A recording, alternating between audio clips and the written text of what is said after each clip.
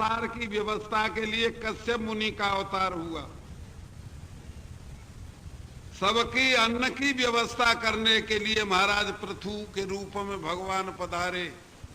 आज का मनुष्य कोआ हो गया। कोआ जानते हो ना, दही खाए, दूध खाए, घी खाए, मेलो खाए, मुर्दिया खाए, जीमतिया खाए, जो सबे खाए ले वाते कोआ कहते हैं शास्त्र में।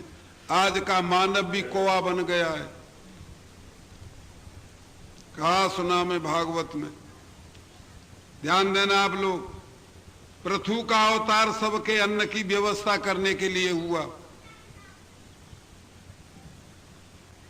सबके अन्न की व्यवस्था महाराज पृथु ने की। सर्व का हित करने के लिए व्यास का अवतार हुआ। भगवान ही व्यास के रूप में आए, सबका हित हो जाए। स्त्रियों का, पुरुषों का, राजा का, प्रजा का, ब्राह्मणों का, शूद्रों का, सबका हित हो। संतों का, असंतों का, सबके धर्मों का निरूपण किया व्यास रूप में आकर के। आगे चक्षुष मनमंत्र में ये त्रिलोकी जल में डूब जाएगी, उसका उद्धार करने के लिए मत्स्य के रूप में भगवान पधारे। वैवस्वत मनु की रक्षा की। समुद्र मंथन के लिए भगवान कच्छप के रूपम पधारे। मद्राचल अपात समुद्र में प्रवेश कर गया था, तब कच्छप रूप धारण करके भगवान ने ऊपर किया। ये आगे सुनाएंगे आपको। अमृत लेकर के धनवंतरी के रूप में भगवान पधारे। भगवान शंकर जी की प्रार्थना पर मोहिनी रूप धारण किया भगवान ने। प्रहलाद की रक्षा करने के लिए भगवान नरसिंह के रूप में पधारे। आगे बलि को यश देने के लिए, ये महाराज चौथे दिन की कथा में सुनाएंगे आपको। बलि का सर्वस्व हरण करने के लिए नहीं, बलि को यश देने के लिए, अपने भक्तों को शरणागति का ज्ञान कराने के लिए। बलि को यश देना, भक्तों को शरणागति का साक्षात्कार कराना, इसके लिए भगवान वामन के रूप में पधारे। अभिमानी क्षत्रियों का विनाश करने के लिए परशुराम के रूप में भगवान पधारे। संतों की रक्षा, दुष्टों का विनाश करने के लिए भगवान राम के रूप में प्रकट हुए। आज तो दिल्ली के भवन में भी ये कह दिया जाता है कि राम से वोट ले ले, इस्तीफा का दे रहे हो। राम को कहाँ हो, राम जी बैठे हो। ये आप लोगों ने सुना होगा। आज का मानव जो चुन करके जाता है, प्रतिष्ठित है। राम के विषय में ऐसा विचार है उनका। आगे महाराज लीला करने के लिए यदुवंश में कृष्ण और बलदेव के रूप में भगवान पधारे। ये बात आगे सुना देंगे, आज सुन लें। लीला में और चरित्र में बड़ा अंतर होता है। राम का चरित्र है, कृष्ण की लीला है। सोचा है कभी? चरित्र में तीन चीज होती है, कर्ता, कर्म और फल। चरित्र उसको कहते हैं जिसमें तीनों हो, कर्ता हो, कर्म हो और उसका फल हो, उसे चरित्र कहते हैं। शास्त्र की आज्ञा के अनुकूल हो। और लीला उसे कहते हैं जिसमें कर्ता, कर्म और फल तीनों एक होते हैं, अलग अलग नहीं होते। बोलो कृष्ण बलदेव की जय। आगे महाराज ये मगध देश में कलयुगी पाखंडों को हटाने के लिए बिहार में बुद्ध अवतार होगा और लुटेरों से रक्षा करने के लिए आगे कल की अवतार होगा। भगवान ने इन रूपों को धारण करके इस सृष्टि को सुख दिया, समय समय पर भक्तों की रक्षा की। ऐसा स्मरण सूत जी ने किया। अब आगे की कथा सुनाने लगे महाराज। आगे की कथा में सुनाया संतों, अब हम आपको महाराजा परीक्षित का जन्म और कर्म सुना रहे हैं। बोले वृंदावन बिहारी लाल की जय। महाराज 88,000 संतों ने कहा कि हम परीक्षित का जन्म कर्म सुनना नहीं चाहते, हमें भगवान कृष्ण की कथा सुनाइए। तब सूत जी ने कहा 88,000 ऋषियों से, परीक्षतो अथ राजर्षे जन्म कर्म विलापनम संसताम च पांडुपुत्राणाम बक्षे कृष्ण कथोदयम। ये महाराजा परीक्षित का जन्म और कर्म तुम्हें सुना में तो भगवान श्री कृष्ण की कथा का उद्गम स्थान है। ये महाराजा परीक्षित का जन्म और कर्म, इसे ध्यान से सुनिए, यहां से ही भगवान की कथा का आविर्भाव होगा। महाराज परीक्षित के जन्म और कर्म की कथा सुनाने लगे। बड़ी विचित्र कथा है, आप ध्यान देना। कथा उस समय की है, महाभारत का युद्ध पूरा हो चुका था। बड़े बड़े वीर गति को प्राप्त हो चुके थे। भीमसेन की गदा से दुर्योधन की जांग टूट चुकी थी। अरे भाई ये कौन लाला? और ये जंगल में राजा पड़ा था। हल्ला मत करो भाई।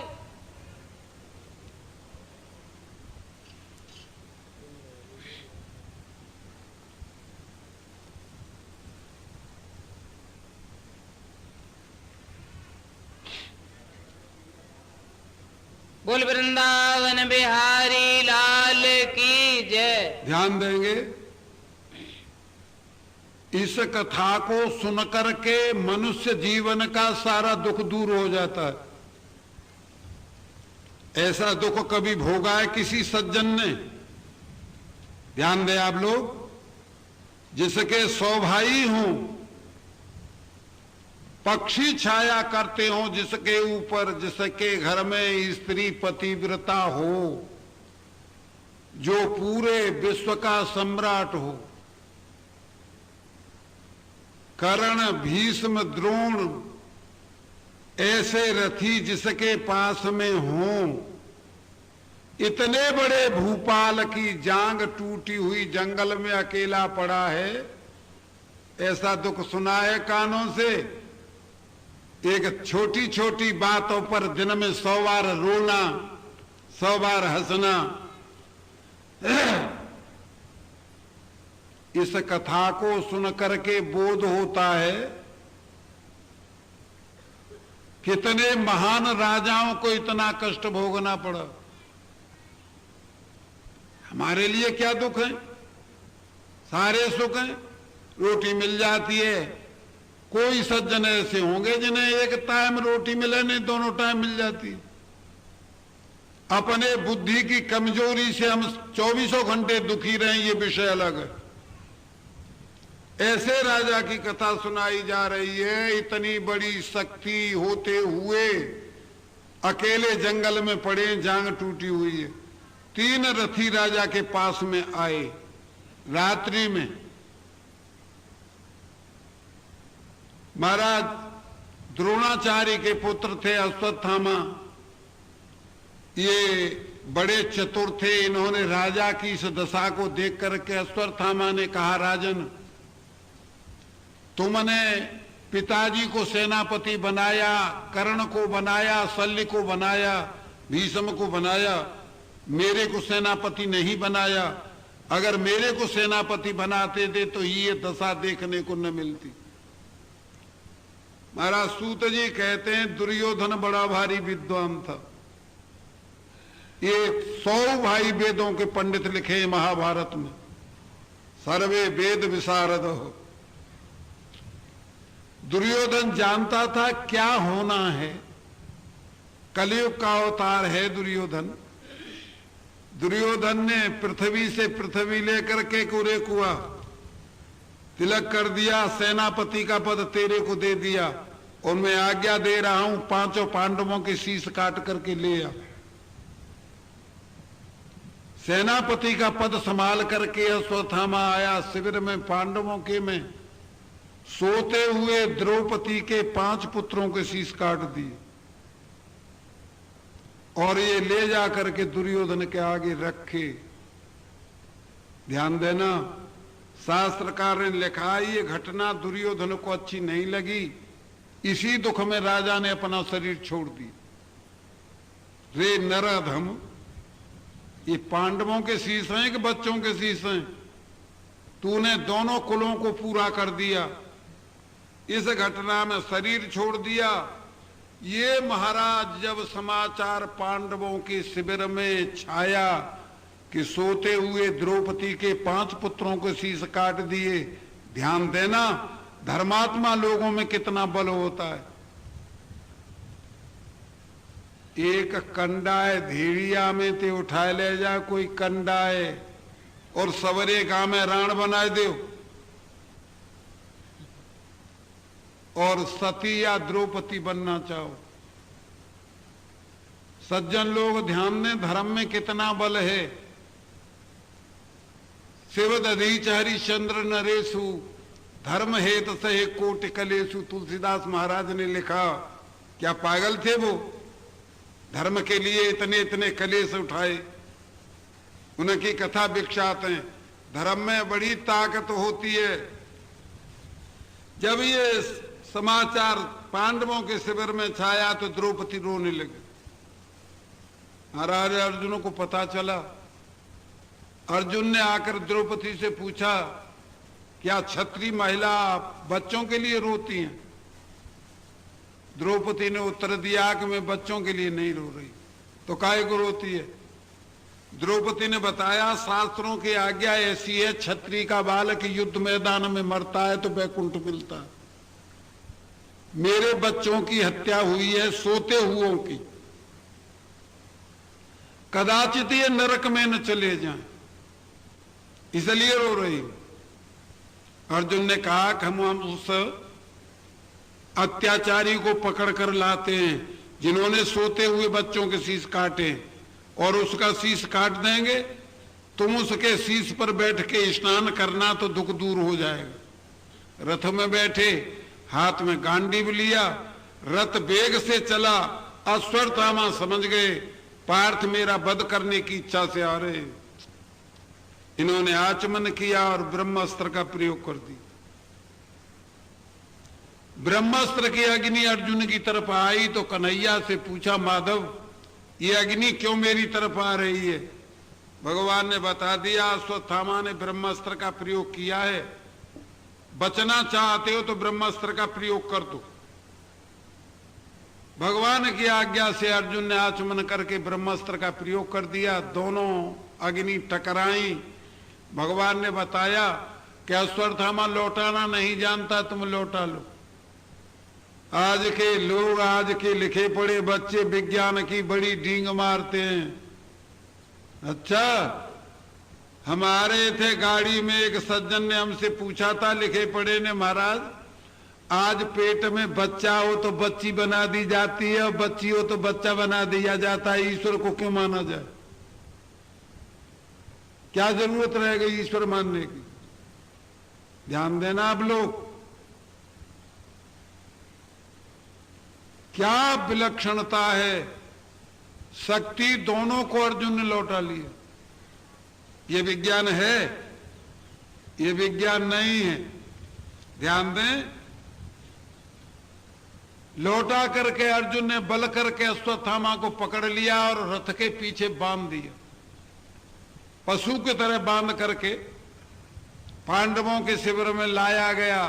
द्रौपदी ने देखा कि गुरुपुत्र को बांध करके ला रहे। ध्यान देना, धर्मात्माओं में कितनी शक्ति होती है।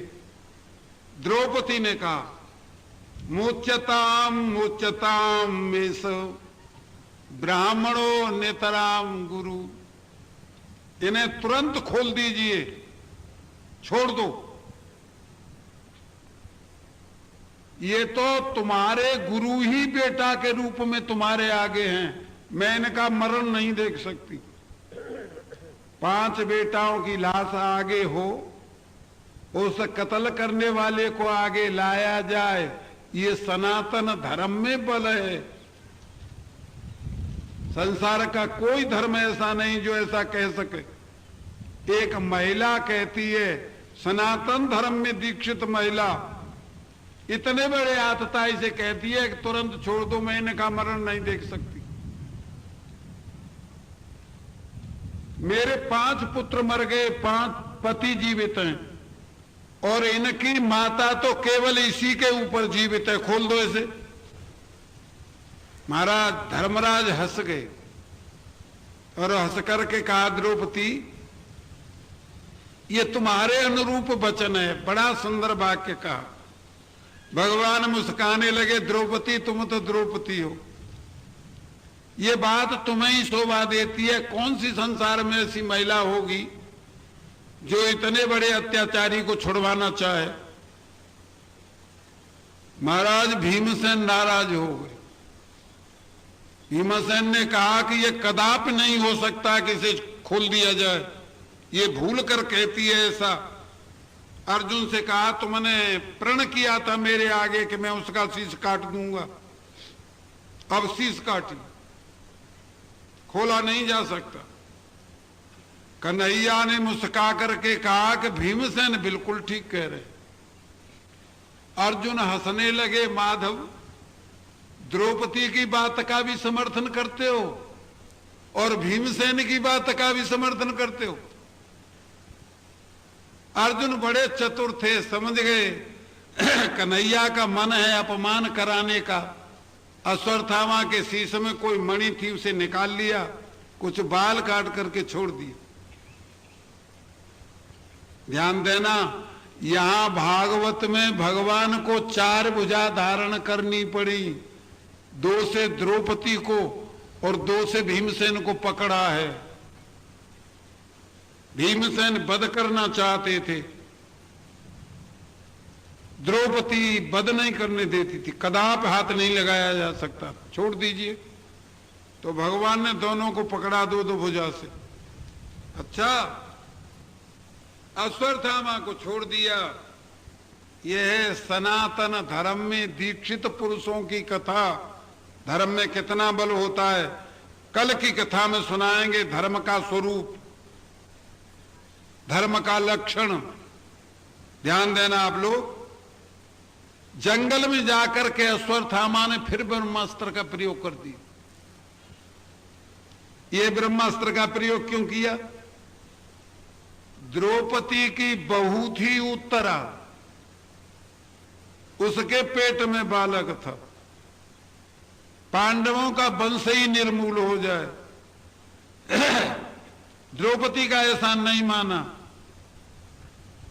महाराज तुलसीदास महाराज लिखते, 60 सन विनय कुटिल सन प्रीति सहज कृपण सन सुंदर नीति। अरे 60 से विनय करोगे तो क्या फल होगा? मूर्ख था। ब्रह्मास्त्र का प्रयोग उत्तरा का संहार करने के लिए किया। ये ब्रह्म अस्त्र की अग्नि जब उत्तरा की तरफ चली तो बड़ा भय उपस्थित हुआ।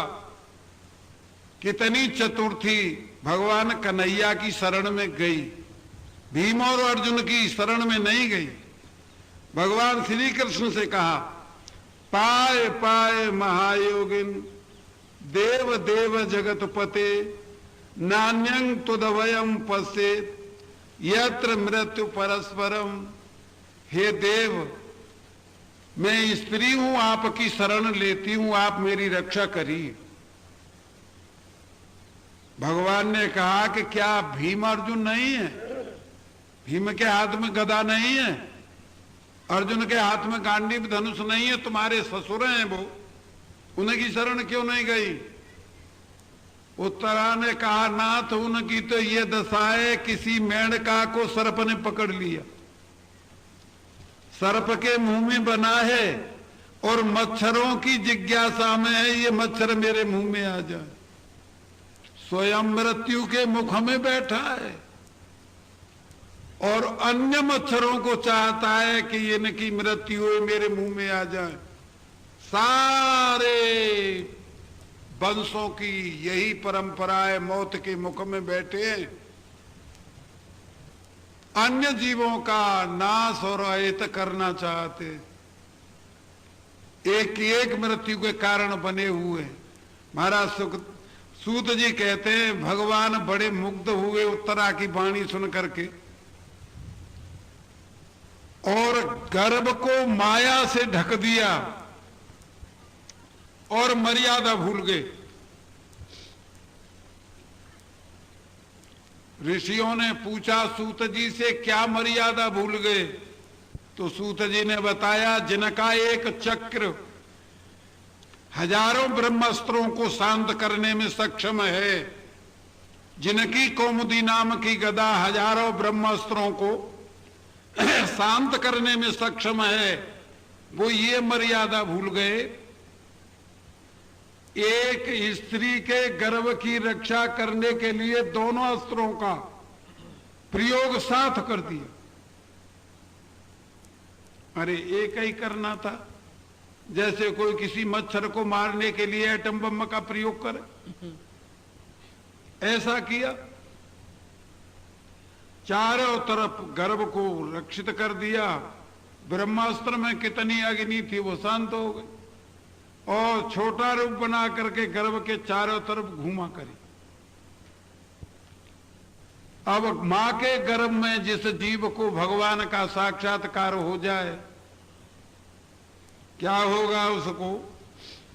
ये परीक्षित मां के गर्भ में ही भगवान का दर्शन करके मुग्ध हो गए, विशेष चेतन हो गए, गर्मी शांत हो गई, तब भगवान अपनी महिमा में स्थित हो गए। ध्यान देना, महाराज सूत जी कहते हैं जब उत्तरा का रक्षण हो गया तब भगवान ने संकल्प किया द्वारका जाने का।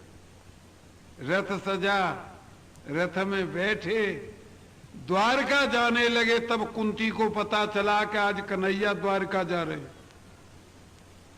कुंती ने आकर के भुआ थी भगवान की, रथ को रोक लिया और रथ रोक करके कहा हे देव मेरे अज्ञान की हद हो गई, आप मेरा अज्ञान देखिए। मैं आज तक आपको अपना भतीजा मानती रही। मेरे को वो दिन याद है एक गोपी की मथानी तोड़ दी थी तुमने, गोपी के हाथ में छड़ी थी, तुम्हारा कर था, तुम्हारे नेत्रों से जल चल रहा था। एक संत हुए वृंदावन के बिंदु जी, उन्होंने लिखा है जिनकी केवल कृपा बंक भ्रकुट से सागर सप्त उछलते देखा, उनको ही यशोदा के भय से अश्रु बिंदुद्रग ढलते देखा। टेढ़ी दृष्टि करने से सागर उछलते हैं, प्रलय हो जाती है एक ब्रह्मांड की। जहां टेढ़ी दृष्टि होती है उसी को मैंने एक गोपी के डर से रोते हुए देखा है ब्रज में। तो कुंती ने कहा, कुंती वही थी उस समय, मैंने आपकी वो लीला देखी है, मेरे अज्ञान की हद हो गई, मैं भतीजा मानती रही, अब कृपा करके मेरे महल को लौट कर चली। महाराज सूत जी कहते हैं भुआ की प्रार्थना पर भगवान ने द्वारका जाने का काम स्थगित कर दिया और लौट करके कुंती के भवन में आ गए। कुंती ने बड़ी पूजा की। जब पूजा की तो कन्हैया ने कहा कि अब भुआ जी तुम वरदान मांगो। कुंती ने कहा वरदान देना चाहते हो तो दे दीजिए। विपद सांत्वनन शाश्वत तत्र तत्र जगत गुरु, ये वरदान दे दीजिए, मेरे ऊपर आपत्ति आती रहे। भगवान हंसने लगे। बुआ जी ये वरदान तो न तो किसी संत ने आज तक मांगा, न किसी भक्त ने, न किसी और किसी ने मांगा। तुम आपत्ति चाहती हो, मेरे ऊपर आपत्ति आती रहे। तब कुंती ने कहा नाथ भवतो दर्शनम यद स्यात् पुनर्भव दर्शनम जब जब आपत्तियां आई तब तो तुम्हारा दर्शन हुआ। भीमसेन को विष दिया गया तब तुम्हारा दर्शन किया हुआ। द्रौपदी को नग्न किया गया समाज में तब तुम्हारा दर्शन हुआ। पांडव लक्षागृह में जलाए गए तब तुम्हारा दर्शन हुआ।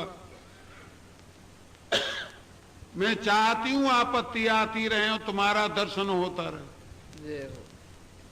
अपनी भुआ को भक्ति का वरदान दिया। सूत जी कहते हैं वरदान दे करके, थोड़ी सी वरदान दे करके महाराज एक नया दृश्य उपस्थित हुआ। जिस मंदिर में भगवान शयन करते थे उस मंदिर में शयन कर गए। कथा आती है महाभारत में, आप लोगों ने सुनी होगी। भीम और अर्जुन जगाने के लिए जाया करते थे कन्हैया को। आज कन्हैया को जगाने के लिए गए तो एक नवीन दृश्य देखा। महाराज कन्हैया के नेत्रों से जल चल रहा था। महाभारत के मैदान में भीष्म ने 40 बाण कन्हैया के हृदय में प्रवेश करा दिए। सारा शरीर लथपथ हो गया घावों से। तब मुस्कान नहीं हटी, मुस्काते ही रहे। और आज बैठे हैं आसन पर और नेत्रों से जल चलता है। भीम अर्जुन दोनों लौट आए। धर्मराज से आकर के कहा कि राजन गजब हो गई। महाराज धर्मराज ने पूछा क्या हो गया? क्या आज कन्हैया की मुद्रा बड़ी विचित्र है। धर्मराज ने पूछा क्या है? कि नेत्रों से जल चलता है। बड़ा आश्चर्य हुआ। स्वयं धर्मराज आए, देखा नेत्रों से जल चल रहा था।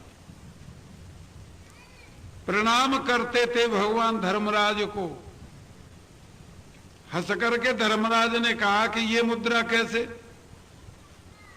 तब कन्हैया ने कहा कि गंगानंदन भीष्म मेरे को इसी प्रकार ध्यान करते हैं और मेरा तो स्वभाव है, जो जीव मेरे को जैसे भजता है मैं उसे उसी प्रकार भजता हूं। गीता में भगवान ने बात कही है। ये था माम प्रपद। अच्छा, जो जीव मेरे को जैसे भजते हैं मैं उनको वैसे भजता हूं। अब मेरी आज्ञा है सारे पांडव गंगानंदन भीष्म के पास चलो। मैंने उनको वरदान दे दिया था, वो दिन आ गए। कथा इस प्रकार थी सज्जनों। महाभारत के मैदान में भीष्म सेनापति बने हुए थे। 10,000 रथियों का नाश करते थे रोज। दुर्योधन को यह घटना अच्छी नहीं लगी। दुर्योधन ने भीष्म जी के पास जाकर के कहा कि पिताजी, मैं नहीं जानता था कि तुम पांडवों का पक्ष करोगे। मैं ऐसा पहले समझ लेता तो महाभारत के युद्ध की रचना नहीं करता।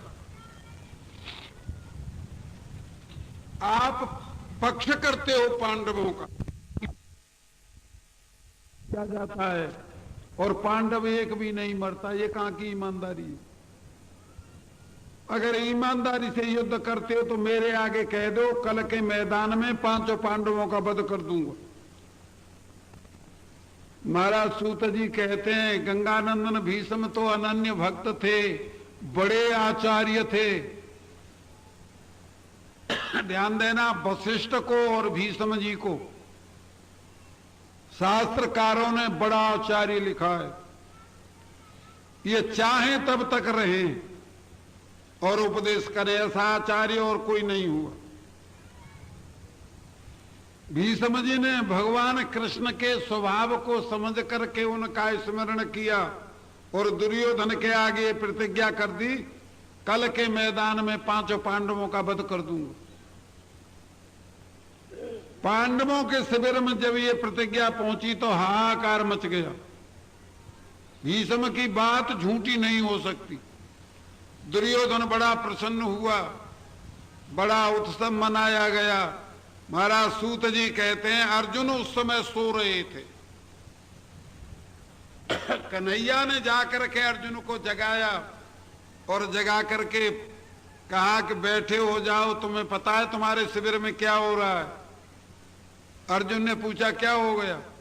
कि भीष्म ने प्रतिज्ञा की है आज के युद्ध मैदान में पांचों पांडवों का वध कर दिया जाएगा। अर्जुन ने मुस्कुरा करके कहा ये तो माली के अधिकार की बात रही। बगीचा में से माली कौन से वृक्ष को निकालेगा, कौन से वृक्ष को लगाएगा, ये माली के अधिकार की बात, हमें इससे क्या मतलब। भीष्म जी पांचों पांडवों को मारे और कुछ मारे। महाराज अर्जुन सो गए, नहीं जगे। भगवान समझ गए बड़ा मनचला भक्त है। सूर्य नारायण अस्ताचल को चले गए। रात के 12 बजे द्रौपदी से कहा कि द्रौपदी हमारे साथ चली। ध्यान देना कथा पर। द्रौपदी सखी थी भगवान की।